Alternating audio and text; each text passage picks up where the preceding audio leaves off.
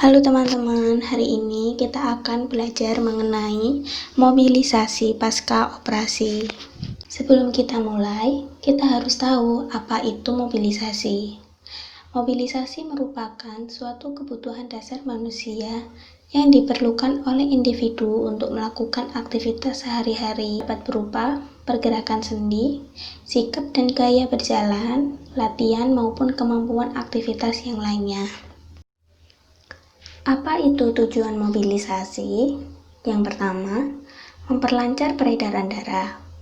Kedua, mempertahankan fungsi tubuh. Ketiga, membantu pernafasan menjadi lebih baik. Yang keempat, mempertahankan kekuatan otot. Yang kelima, mengembalikan aktivitas tertentu.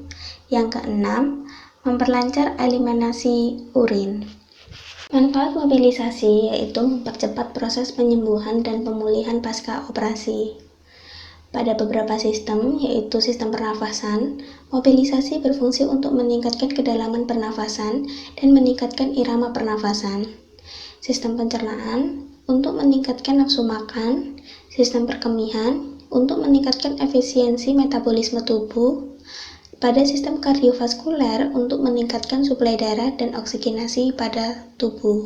Jenis mobilisasi terbagi menjadi dua, yaitu mobilisasi aktif, di mana pasien menggerakkan tubuhnya dilakukan secara mandiri tanpa bantuan orang lain. Sedangkan mobilisasi pasif, yaitu pasien menggerakkan tubuhnya dengan cara dibantu orang lain, baik secara total maupun sebagian. Rentan gerak saat mobilisasi terbagi menjadi dua, yaitu rentan gerak aktif, bertujuan untuk melatih kelenturan dan kekuatan otot, dilakukan dengan cara menggunakan otot secara aktif. Rentan gerak pasif bertujuan untuk menjaga kelenturan otot dan persendian. Caranya dengan menggerakkan otot orang lain secara pasif.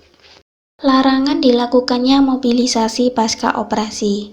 Ketika terdapat trombus, terdapat kelainan sendi pada fase pengistirahatan sendi dan tulang, dan terdapat cedera otot belakang. Kapan dan cara mobilisasi pasca operasi?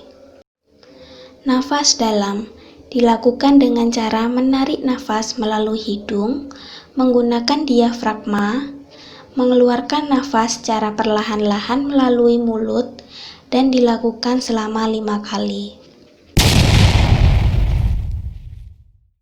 Miring kanan dan miring kiri. Pertama, tempatkan pasien dalam posisi terlentang.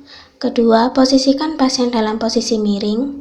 Ketiga, tempatkan bantal di lengan atas yang difleksikan, yang menggoyangkan lengan setinggi bahu. Yang keempat, tempatkan bantal di bawah tungkai atas yang difleksikan. Yang terakhir, tempatkan bantal pasien paralel dengan permukaan pelantar kaki. Lakukan selama 5 menit latihan berdiri dan berjalan. Sebelum dilakukan latihan berdiri dan berjalan, pastikan pasien tidak merasakan pusing dan lemas. Berikan dukungan untuk pasien. Setelah memastikan hal tersebut, kemudian lakukan latihan berdiri dan berjalan. Ingat, pastikan pasien tidak mengalami kelelahan saat latihan berdiri dan berjalan.